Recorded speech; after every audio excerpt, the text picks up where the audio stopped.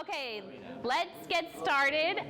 Okay, thank you all for coming. I thought no one would come this month. So thank you for coming. We are going to start out as usual. First, I want to thank, we have a few really great sponsors of our meeting this month. So Monica McKenzie, who owns Little Caesars here in Daphne, just 1 mile away, she sponsored all the food, provided all the food for free. She's amazing. And if you don't know about Little Caesars, they make all their stuff fresh every day. Their sauce, their dough. She unfortunately is sick, so she can't come and give her whole spiel about Little Caesars, but please eat their food. It speaks for itself, and she's so generous that she provided this for all of us. So thank you to Monica. And her other business, her side business, so her and her husband run Little Caesars. She also runs an interior design business. So if you ever need interior design, decorating, she is awesome and she can help you with that. And then our other sponsor is Stephen Hines, who is doing all of our photography, videography. He's amazing. If you haven't used Stephen, does absolutely amazing real estate, photography, videography. Has anyone used him? Some of you have used him, and he takes really amazing photos and video. So we are so blessed to have you, Stephen. Thank you so much. So that's where all of our food and everything came from this month. Now we're going to start with our quick around the room. I always like to go around and have everybody introduce themselves, talk about what you do in real estate or in life, and if you need anything, need any help with any sort of issue, might as well put it out there. If you have a deal if you're trying to buy something, if you're trying to sell something, might as well put it out there because we have a lot of great investors in the room. So because I'm going to talk a little bit about myself in the talk, Michael, you get to start this off. Michael Bailey with the Real Estate Solutions, and just always enjoyed attending Maura's meetings and learn so much, and enjoy the networking and connecting with other people. Aziz Shinara, Maura's partner from Birmingham, decided to come visit to see if what she's saying is spot on. He's here to fact check me. But we do everything that Maura does in the Birmingham location. So. My name is Ashley Shinara, and I'm just here for support. I'm Aziz's wife. Dustin Patterson, I do buy and hold and flip over in the My name is Harold, I'm a contractor, and I do nursery. My name is Hope Donald, and I am a realtor with Tenants Partners in Lakewood. Just came to learn. Awesome. Tom Gallagher, Fairhope Mortgage. I'm a local lender that specializes in DSCR loans for investment properties and fix and flips. Hi, I'm Amy Brand, and I am a creative financing investor. I'm also an impact investor, and I specialize in sober living. I also finance all the things that are a little bit outside the box for your mobile home parks and RV parks, and anything that is creative outside the box, that would be me. One Etheridge, partner. Partner with you. Right. Yeah, Marcus Allgood, the buyer's agent for Morris team, and then we just specialize in finding investment homes for everybody. We do pretty good. I like that we do. Sam Jeff Pig, I'm a commercial banker here at Bryant Bank. Hey, Michael Mergell from Mergell Family Homes, real estate broker, loan officer, licensed home builder. We mainly work on renovations and flips on our homes and our investors. I'm Todd Brown. I'm an agent and an investor. I'm also working with started working with another company called Bulldog Foundation. We do crawl space and foundation repair, so we offer free inspections. So if you've got a property that you just don't want to crawl into the crawl space to see what it looks like, give us a call. We'll give you a free inspection and give you our opinion. Our goal is to help you close the deal, not kill the deal. Stephen Laggery, Fix and Flip. Eric Oden with Shop House Properties. We create great spaces for great small businesses. I do have a vacant rental on the market that Michael Mergell's brokering, you forgot to mention. And I have one vacancy for a hair salon over the Mobile market if anybody has a need for a small business space. I'm Abby Stimson. I had been with Roberts Brothers for the last 8 years. I recently moved to Blue Heron. So we're in Old Town Daphne. We're one of the only real estate presences in Old Town Daphne, so we're very excited about that. Our former broker from Fairhope, Miss Mickey Russell, Baldwin County Hall of Fame, she moved to start this new company. 18 of us are there currently, so I wanted to introduce to y'all our new company, Blue Heron Realty, and you'll be seeing our signs all over the place. Also, my fiance has started a dumpster company, so it's all haul, and he will have dumpster rentals and would just love to probably sponsor the next meeting. I'll just put that out there. So if anybody has a need for a dumpster or real estate, please call me. Great. I'm Mitch Moore with First Baldwin Insurance, and I handle commercial and personal lines insurance. I have a full-time job, but over the last 10 years, my wife and I have been investing in various single-family homes, fix and flips, apartment complexes, all investment deals. We got to know Maura about a year ago, and Marcus, and she's been enormously helpful. We've already done quite a few deals with her. I'm Sudha, Kumar's wife. Software engineer, and we do part-time with Maura and Orcus for the investment properties. Part-time is becoming full-time. Yes, as we will talk about. Hey, Maura tricked me too. She was like, hey, she's gonna be a buyer's agent for like part-time, for like a couple months. That didn't happen. Yeah. Yes. Huh? I'm Seth Butts. I do construction, looking to learn about real estate. Awesome. Zaid, you want to introduce yourself? My name is Zaid Albiati. I'm the owner of Salt Air Media, based out in Foley, Alabama. I'm a real estate photographer and videographer. I also provide construction progression monitoring for any builders in the area, roofers, roofing inspections, aerial, anything you need photography, videography wise. And finally, Stephen. Hey everybody, I'm Stephen Hines, as mentioned here, and I am also a real estate photographer. We do a little more than that, business, small business films and whatnot, but majority of our work is real estate photography and videography. Awesome. Well, thank you guys all for being here. As you can tell, I'm always blown away by everybody that makes it. I know we are all so busy. I know most of us all have full-time jobs, and making it here for a Friday I'm so grateful for your time and to have such an amazing group of people every single month. I thought this month would be the month that no one would come. So thank you. I can't believe it. Okay, so I've been wanting to give a talk like this for a while. I'm excited to give it. So I'll start with a little bit about my background. I grew up in California, believe it or not. So grateful to live here every day of my life and not in California anymore. I actually grew up in a real estate family, and some of you might have been here last year. My dad actually came to give a talk about his business and what he does, but I was one of the few that was lucky enough to grow up in a family where my father and stepmother did real estate, and now they do real estate at a pretty high level. And if you want to learn more about what they do, we still have the video of it. So that's how I started learning about real estate, is just watching them grow their business growing up. And they started with just one project, and now they build all over the world. They build for the top 1% of the 1% and own apartment complexes all over the United States. So I've been just so blessed to watch them grow that business over the years. Like a lot of young people, I ran in the total opposite direction in my 20s.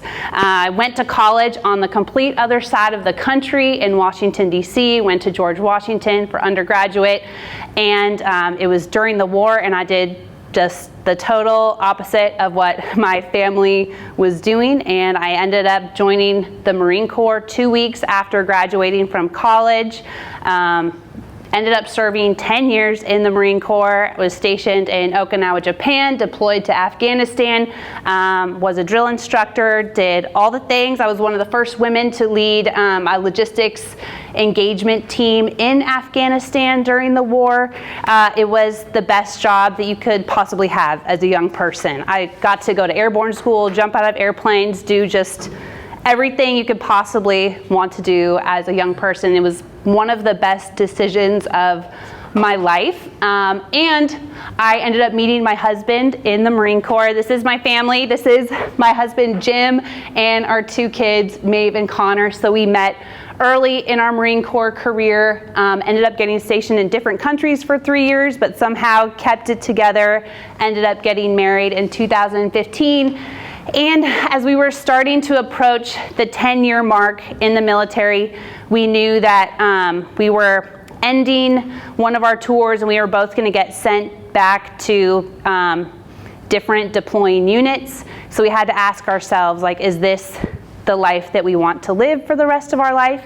Do we want to be married to the Marine Corps, or do we want to have a family? And so ultimately we chose that we did want to have a family and to make a huge pivot out of the Marine Corps. And we, funny enough, actually both ended up in business in real estate in different facets of it. So luckily, because I'd grown up with my family, I knew that getting out, that I wanted to go into real estate. I knew that if I was going to quit a job that was really cool, that I really loved, that I wasn't going to be able to go work in a cubicle, and I probably wasn't going to be able to go work for anybody else. I knew that I would have to work for myself.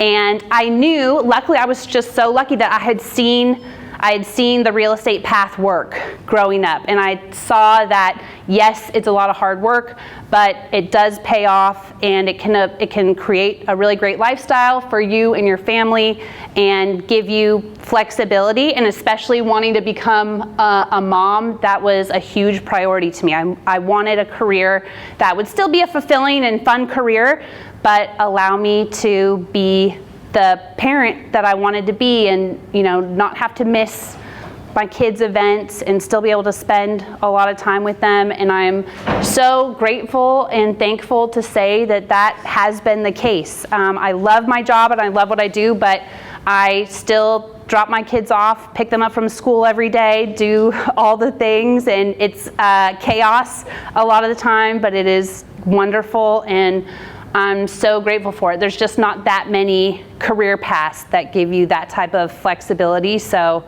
I'm really, really grateful for it. Thank God, in 2018, so I got off active duty, went to graduate school on the GI Bill. I actually got my master's degree in real estate finance and development, which that actually is a thing. Can you believe? I mean, there are programs out there. So Georgetown had one, which was very lucky because that's where we were living at the time.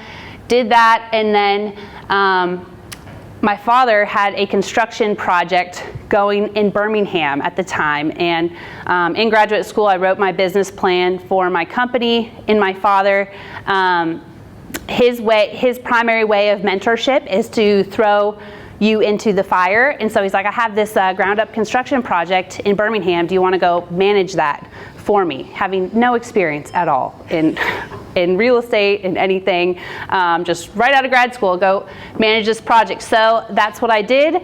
And the project in many ways was an utter disaster. But one thing that was not a disaster is that I met my business partner, Aziz, and we have been business partners for 8 years now. And if any of you have ever had a business partner or a partnership, you probably know that it's really not easy to find an amazing business partner that will go through all the highs and lows that you're going to go through on the business journey and make it out on the other side. Super, super rare. So we can talk a little bit more about how that has been successful. But I mean, it was definitely God put him. It was a crazy situation how we met. Aziz ended up financing my first 2 flips after the first ground up construction disaster.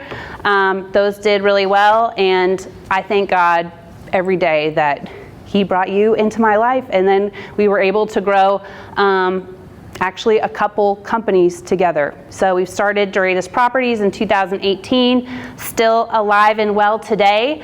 In 2019, we fell down a rabbit hole that some people in this industry find themselves falling down. So we had grown our portfolio to a significant kind of footprint, to the point where we thought to ourselves, we need to bring property management in-house. Like, we weren't happy with our property manager, a tale as old as time, and we thought, okay, we can probably do this better, and we can build a company that can serve investors better than anybody around. So we brought in another partner who was a broker and started a property management company.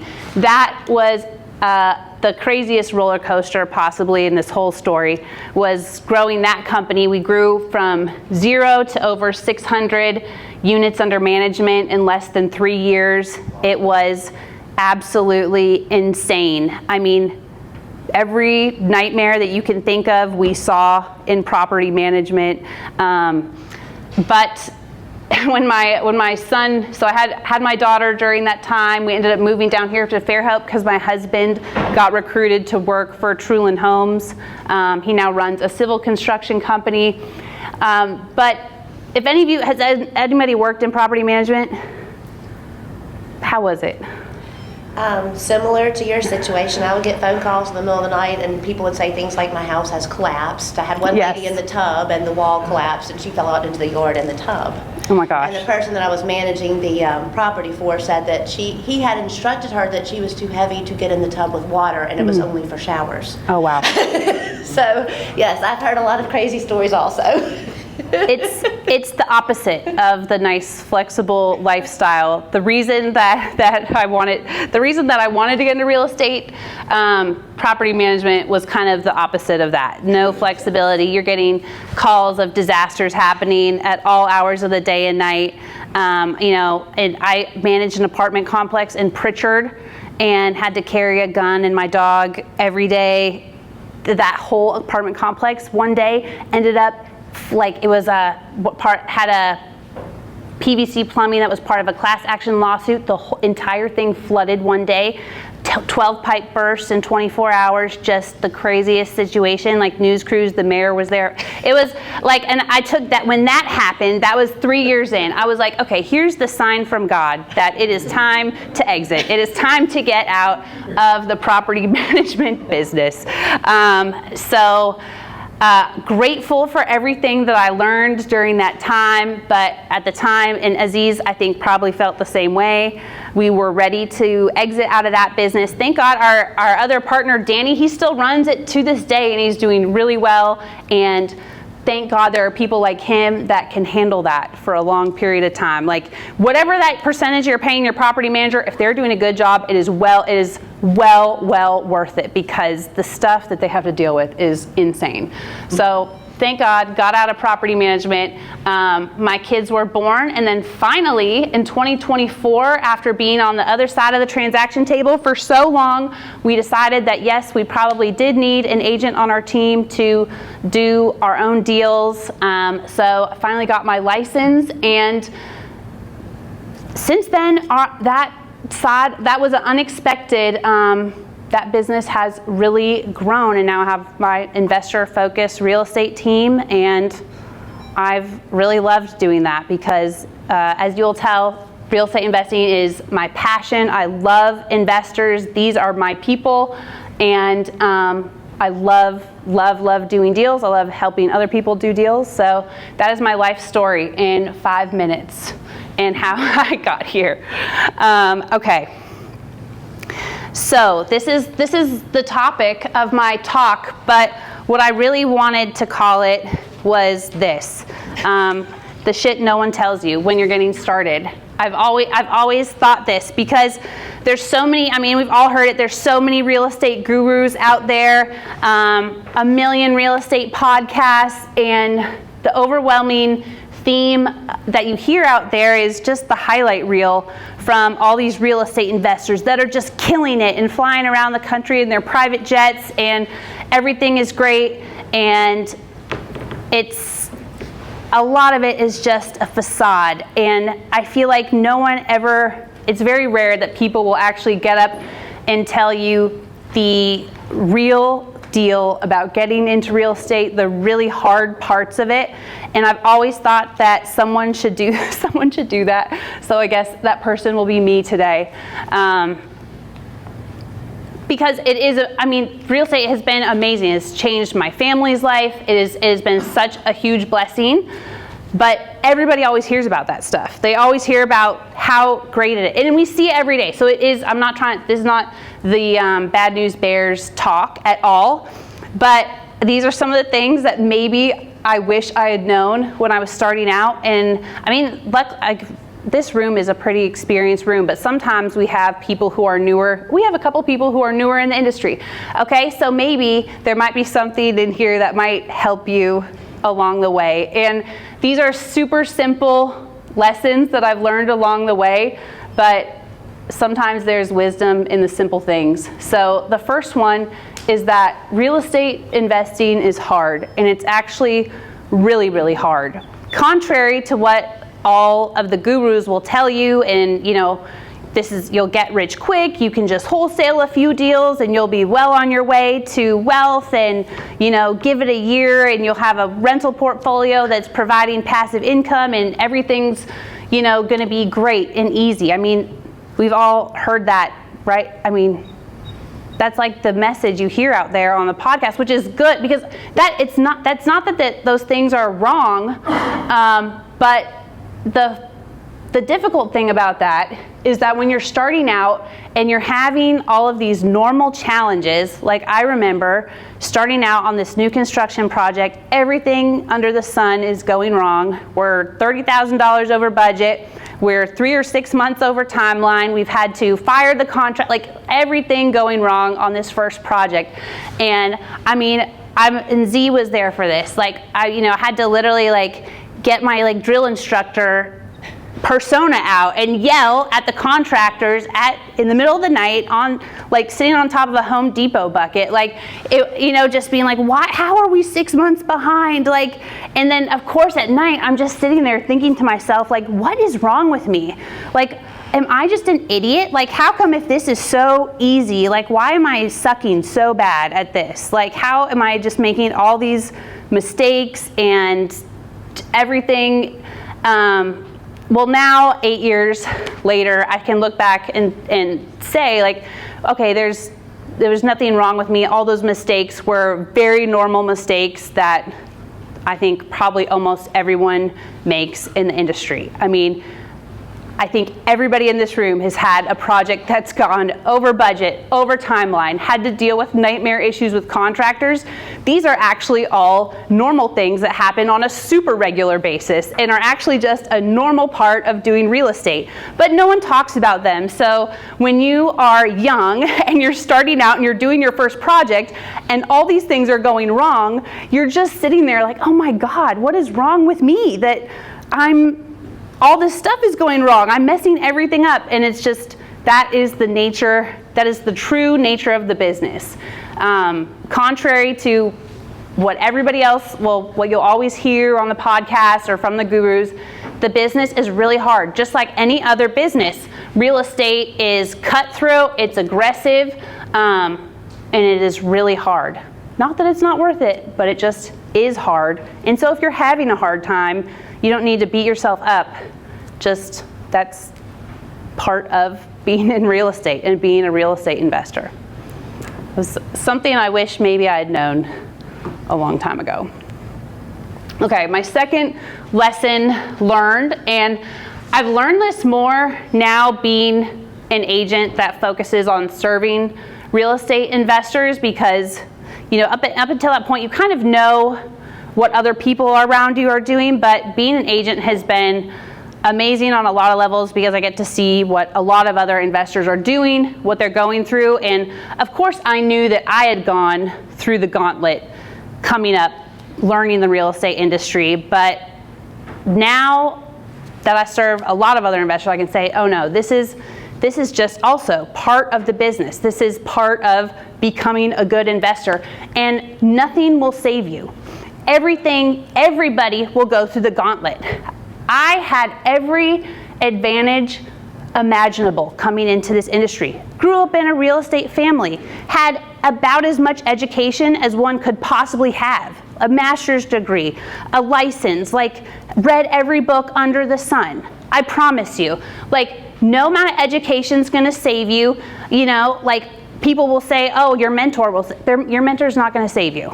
Your mentor is not going to get you out of the gauntlet. There is no mentor you can get. There is no book you can read. There is no education that you can participate in that is going to save you from having to go through the gauntlet.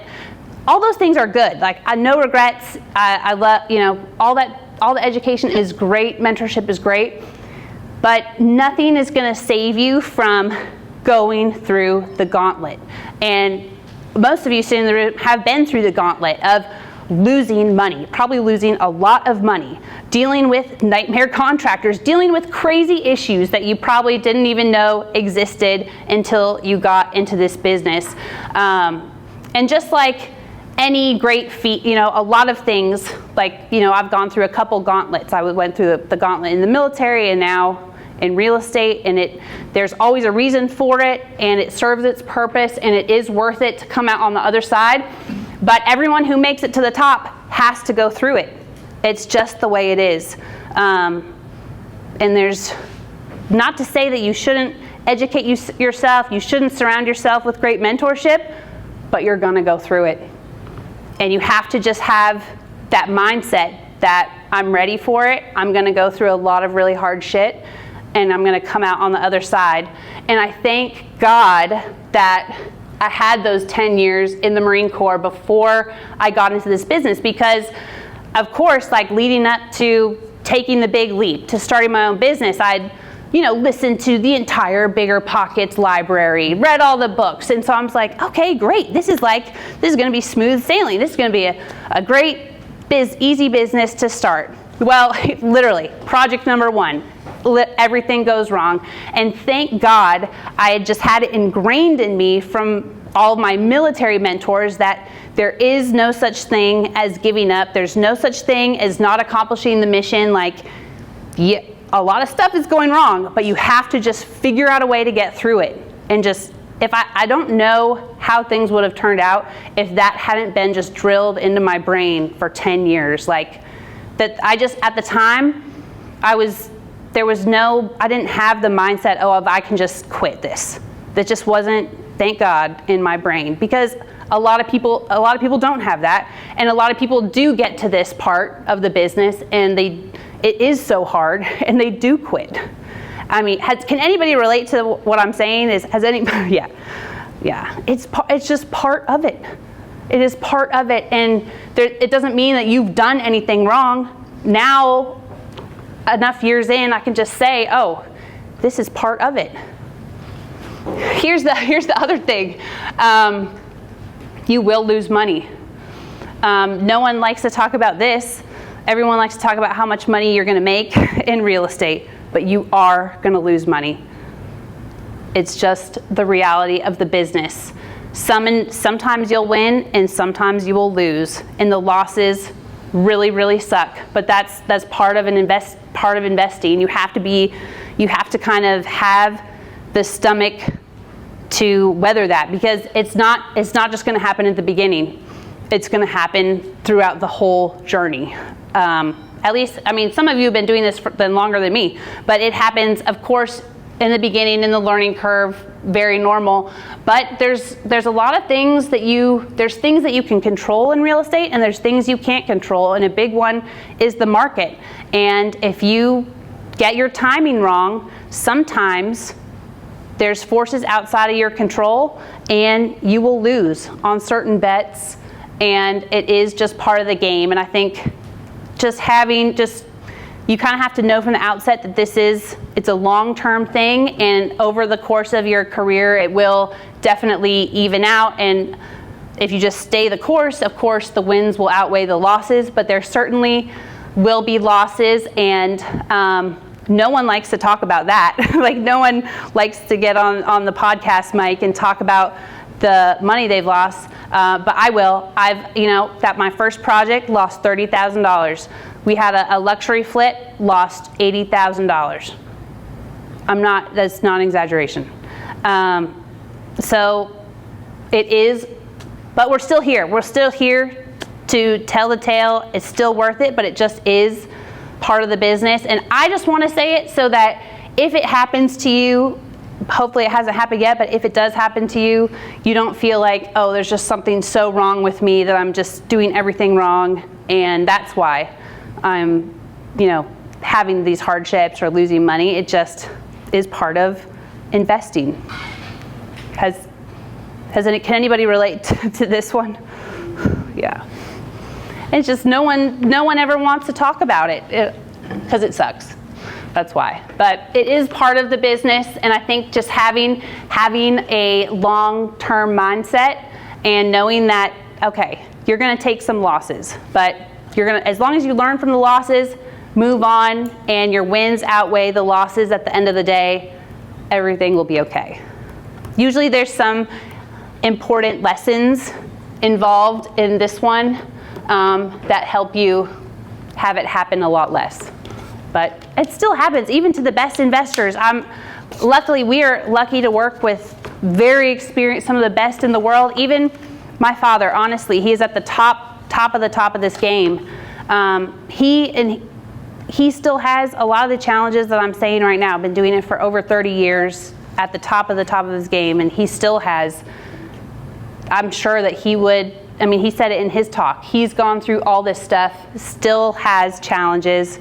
So it just is part of it. Okay, this next one. Always have a plan B. This is something, I'm sure we learned it early on, but especially in the times where the market turned and maybe the flip didn't work out. Maybe this is one of those times right now where the market is soft, and some of us in the room who are flippers, it's getting harder to sell, and we're having to look at our strategy and think, okay, we thought that the market was going to pick up at the second part of this year, and maybe some of the rate cuts will come and things will improve, but maybe not. And I think a lot of us have had to think and look in the mirror and be like, okay, we need to make sure that every property we buy, we have plan A, but we need to also always have plan B and be prepared to adjust to plan B or even plan C sometimes. And I think if you know that going in, like when you buy an asset or buy a property, you have your primary strategy, but always make sure that you do have a secondary strategy, that you are thinking about the worst case scenario and what can we do with this asset. And luckily, a lot of times the pivot, it will work out fine. It will work out fine. Where I've seen now, being on the agent side, I've seen a couple of my clients struggle where they don't have a plan B, or they can't accept that it might be time to think about plan B or shift to plan B. I'm just witnessing this struggle happening right now with the market softening and shifting. So the ones that do have a plan B and can think a little bit outside the box, outside their primary strategy, are doing much better than the ones who they will not look outside of plan A no matter what. Any questions, comments about that? Okay. Okay, this one, it takes years to build wealth. Like, probably, I would say 7 or more years.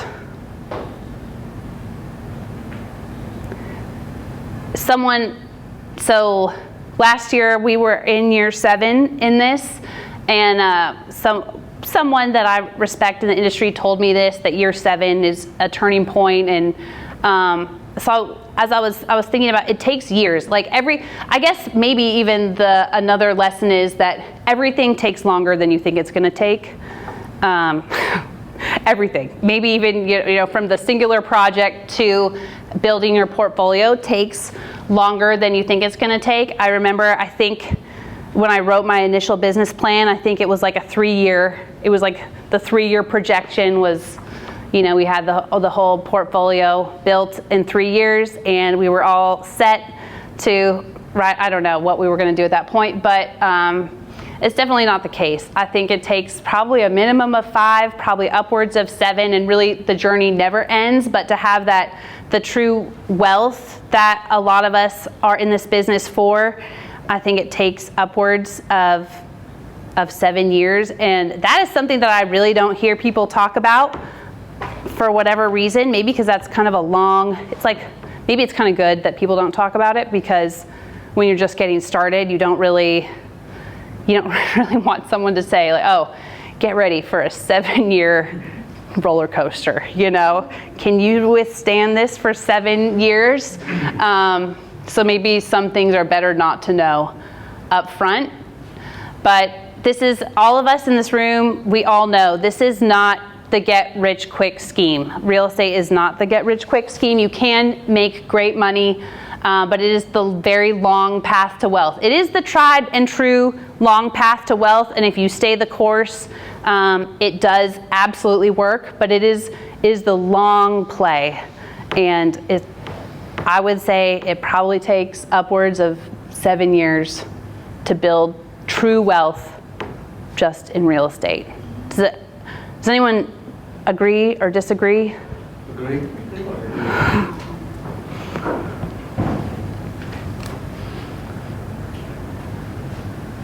Okay, this is an interesting one, because I put this in because a lot of the gurus talk about other people's money, or OPM, and it's so great to take outside investment and other people's money, and that is the way to build your business and build your portfolio. And it's fine. You definitely can take outside investment, and sometimes when you're getting started, you need to take outside investment, and this can be a successful strategy. But the thing that people don't talk about is that taking outside investment is extremely stressful. Has anybody taken outside investment for a project? Did it stress you out a little bit? We've only done it a couple times, and I really, really prefer not to be honest, even though people ask me regularly if we will take outside investment, and I usually always say no, because I personally just don't want that stress. It's stressful enough when you're dealing with your own money and your own family's money, but at the end of the day, I'm not infallible. I do obviously my absolute best, look at all the information, try to do my absolute best, but I'm not infallible, and I can't control the market. And if things go bad on an investment, it's one thing for it to be your own money and for you to take that hit, but for me it's a whole nother ball game if it's people that I know, my friends, my family, that I'm taking their money and not returning it back how we planned. That is just another layer. It's a big layer of stress, and it's obviously at certain higher levels you have to do this. You can't fund multi-million-dollar projects on your own. I prefer the banks. I prefer to work with the bank. It's just a little less, to me, stressful than taking investment from friends, family, your network. So I think this is just one of those things that's touted so much in our industry of OPM, other people's money. This is the way to launch your career.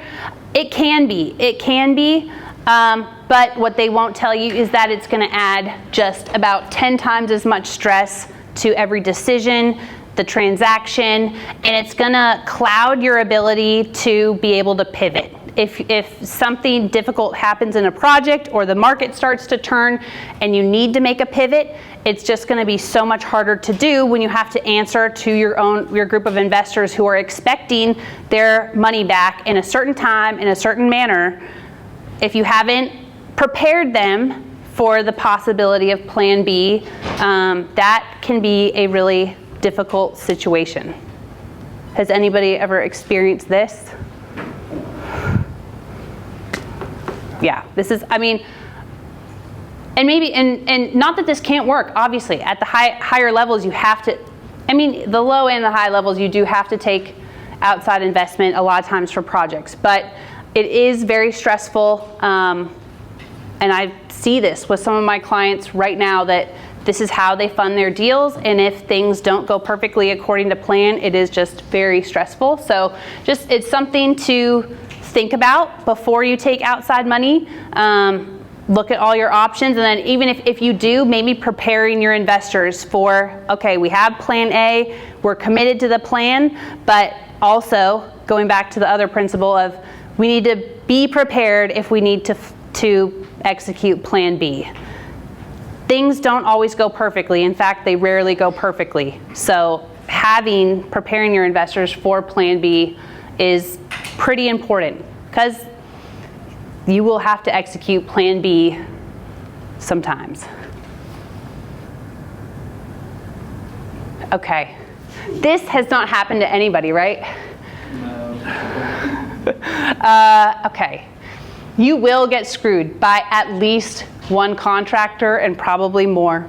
This is, I mean, in our business, this is one of the hardest parts of the business, is managing, dealing with contractors. God bless them, Harold. It's just, it's just part of the business. Has anybody ever gotten screwed by a contractor? Never, no. It's another one of those things that it is just part of the business. And even you might have a good contractor for several years. They might perform well for several years, and then their life might just take a nosedive into the ground and turn into an absolute dumpster fire, and everyone in their radius is impacted. That has happened more than once, and it's just part. Now, of course, I can see, yes, okay, this is just part of the business. The contractor piece is always a challenge. It is for pretty much everybody. So I think sometimes it's helpful to at least know that going in, so that when these things happen, you might remember that one person one time said, oh yeah, this is part of the business. So it's not just, you are not just mismanaging the contractor, you didn't screw up everything, it just is part of the business. That doesn't mean that we shouldn't try to work with our contractors the best we can, try to do everything that we can as investors, but sometimes there are things that's outside of your control, and that job or the relationship will go south and you have to move on, and that is another thing that's just a hallmark of this industry, unfortunately. Any comments? Harold, any comments about this one? It's gonna happen. It's gonna happen. I think the key is how do you compartmentalize it and reduce the damage. I mean, it's going to happen, and then you have to think, how did you set it up for failure? What comes to mind to me is the classic, you paid ahead of the work that's going to get done. And the other one is promoting somebody beyond their capabilities. Like, you really love your painter, and you turned him into a remodeler, and he was never meant to be that. And then he's going to be greedy, say, yes, I'll take on the work, and then it turns into a mess. Hire a project manager. What'd you say, Harold? Hire a project manager. If you don't have one, it's going to be your job to manage it. You know, you can't rely on a contractor to be its own project manager on behalf of yourself. That's no. Very few, very few can do it. Eric told me one time, he said contractors are good for 2.5 jobs. You know, something it's like the first 2 they do great, and they fall apart in the middle of the third. Yeah, it's about my average. I think even though just having someone tell you that is helpful, I think, because not that many people will say that, and then inevitably that's what happens, and you're like, how did I screw this up? And of course you should take responsibility. Like, yes, look at how you paid them, how you managed the project. Obviously, coming from the military, you know, taking accountability and personal responsibility is so important.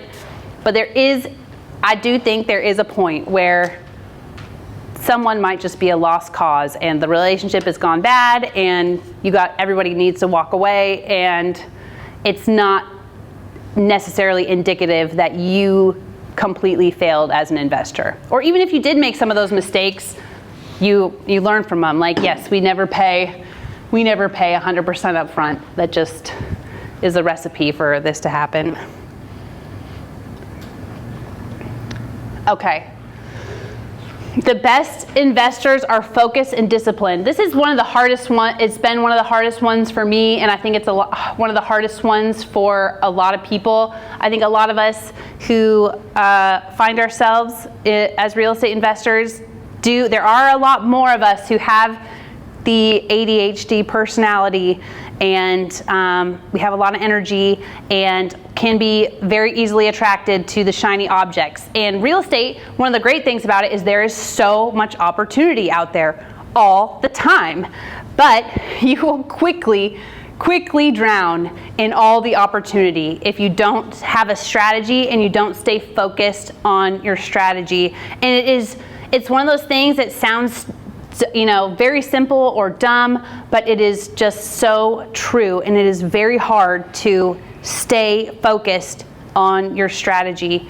I am the queen of screwing this up for years. Just, started a property management company, did all these, just all these things. Like, why? I mean, I don't really regret the property management company because we learned a lot, but was that in line with why I got into real estate? Was that like building the portfolio and like tied into the goals? No, it was one of the shiny objects that we went off and chased for three years.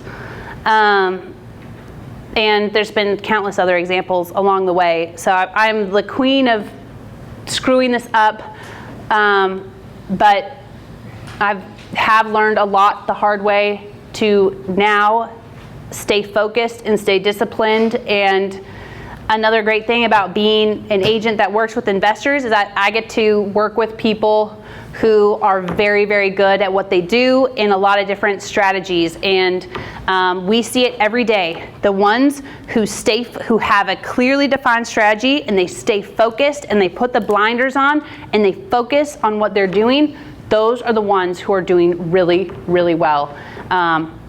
We have like our Section 8 guy. He is laser focused on what he's doing. He has a very tight buy box. He is very disciplined, and he is doing so well because he doesn't get distracted by all the shiny objects. He's a lot more years down the line now. He did back when he was in the beginning of this, but he stays laser focused on what he's doing. He doesn't let other things distract him, and he's doing so well. And there's a lot of other examples of that. And I can say it now for what we found in our own business. We found a little niche that really works really well for us. And constantly, of course, being an agent and being out there all the time, always all these deals or all these other types of deals are always on my desk or in my brain. And it's like, okay, no, yes, these are great. They might be great, but we have this one thing that works really, really well. And we need to focus. We need to just stay relentlessly focused and disciplined on doing that. Has anyone ever experienced this or seen the shiny object? Anybody? Yeah, I mean, and probably a lot of you have see the ones that are successful. If you do actually know and look at some of the people who are at the top of the game, they're not like the people who are at the top of the game. They're not good at most of them are not good at 10 different things. They're not wholesaling, flipping, renting, short-term rentaling, they may put on that persona on social media or whatever that they're doing a million different things and they're killing it in everything. But that's not the case. If you actually know these people, the ones who are doing well, they have their focus, they have their niche, they stay focused, and they become the best. They become the best at their niche. And yes, I've messed this up more times than I can say. But I think it's very true. Okay, this is my opinion. Luckily, the business is hard and there's all these rabbit holes to fall into along the way. But in my opinion, it really only takes one thing to succeed. Luckily, real estate is not rocket science. While it is hard, it's not complex. It's easy enough that most people can understand it, and it is not easy, but it is simple if you just keep going. And one person said this to me, and I thought it was so true, that business is not a game of winner takes all. To succeed in business is the game of the last man standing. And it's the person who has the perseverance and the fortitude to keep going no matter how hard it gets, to withstand all the trials, all the challenges that you're going to go through. If you just don't quit, you will figure it out. You may have to learn lessons the hard way over and over and over again, and that has happened to me a lot. But if you just don't quit, if you just don't give up, you will get there eventually. And there's countless examples of this in real estate and in business. I think that's really all it takes. You don't have to be a genius. You don't have to have come from anything. You just have to endure and not quit. And then my last point is that, at the end of this talk of all the hard lessons learned that no one ever wants to talk about, my last point is that it is worth it. And I chose this image very intentionally. I mean, it's worth it for a million reasons. Like, once you do this business right, it'll serve you, it'll serve your family for generations to come. There is so much good in being in real estate, from the lifestyle to taxes to everything. But I think one other very important thing right now is that we can see it happening everywhere, that AI is taking over the world, it's taking over every industry. And what is your individual plan to hedge against that? Owning property, owning land is probably a pretty darn good way to hedge against the robots. The robots probably will get to the point where they can build the houses, but the humans will still need a place to live no matter what the robots are doing. So to me, despite all the challenges and everything that comes along with this crazy journey, it is worth it, and it's worth it now more than ever, because the world is changing so fast. We really don't know what it's going to look like in just a couple years from now. And I think it's pretty important to set up yourself and your family to withstand everything that is coming for us right now. And that really is the end of my talk.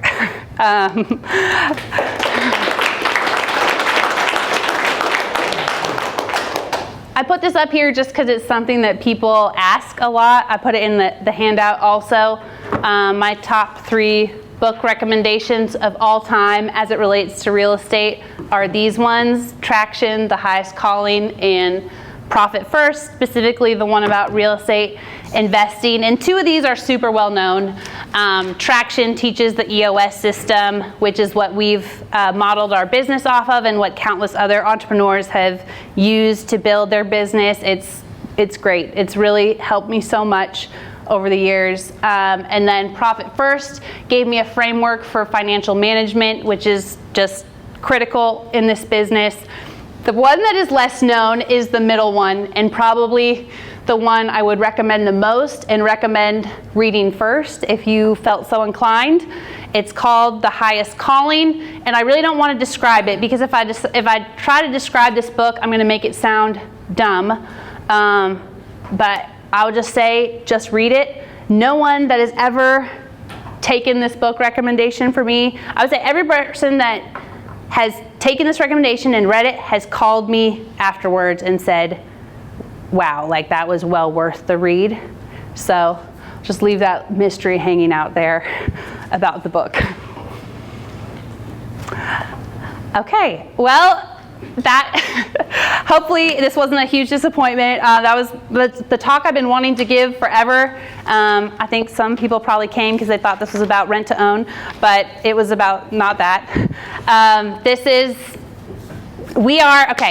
We're preparing for 2026. We have one meeting left this year, and it's actually going to be the first week of December because Thanksgiving and Christmas, the ends of the months at the end of the year are really challenging. So we're going to have one more meeting this year. It's going to be really, really good. It's about how to systematize your real estate business. I have these two guys who run a company called The Systems Effect coming from Indiana to present. They specialize in helping build and design business systems for real estate entrepreneurs. They have helped me a lot, and they are very good at what they do. So they're gonna come talk about all their favorite tools, tips, tricks, and they're gonna do it kind of like workshop style to help actually give tactical advice about ways you can kind of optimize how your business is run. So that's what our next meeting is going to be. It's going to be on Friday, December 5th.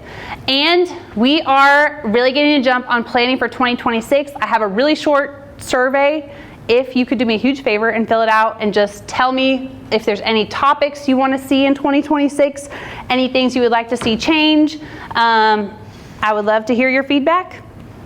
And that is it, guys. Thanks.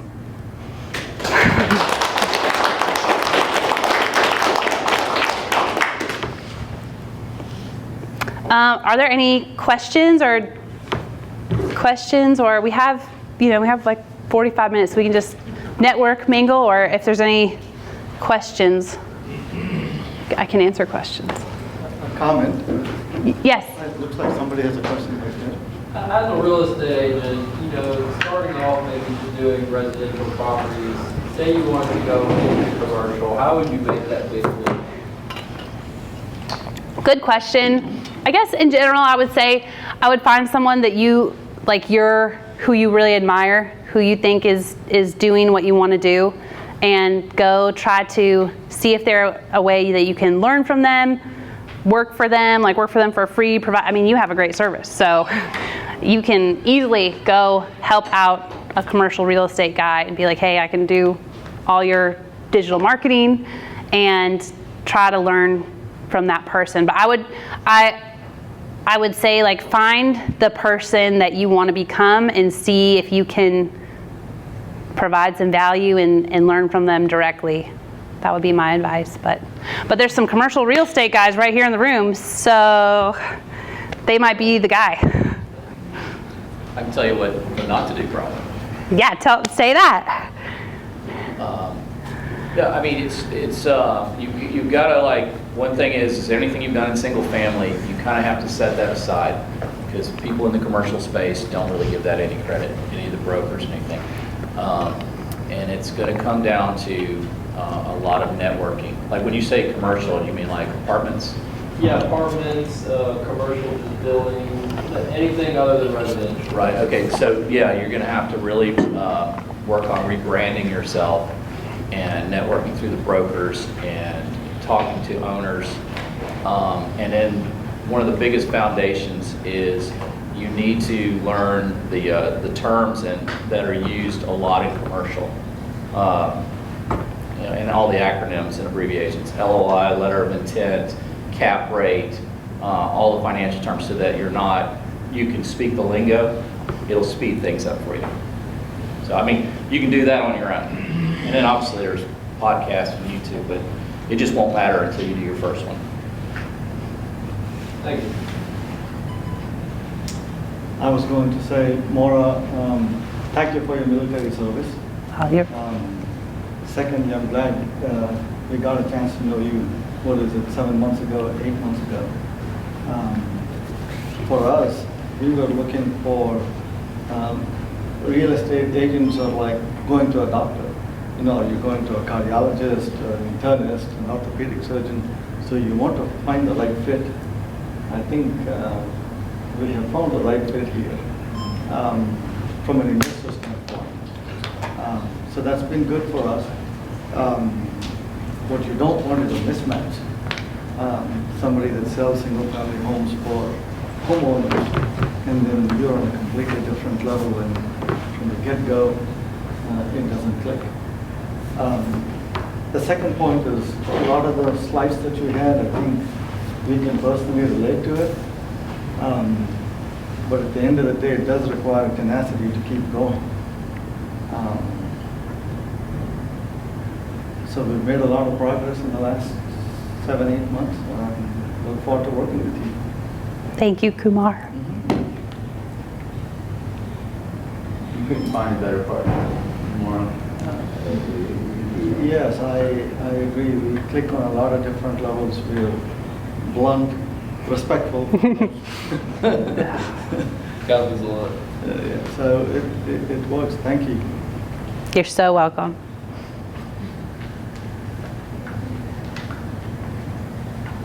Okay. Maura, I would just add to, just to piggyback on what you're saying as far as commercial, we do have the opportunity. It has 107 courses if you're wanting to learn more about lending.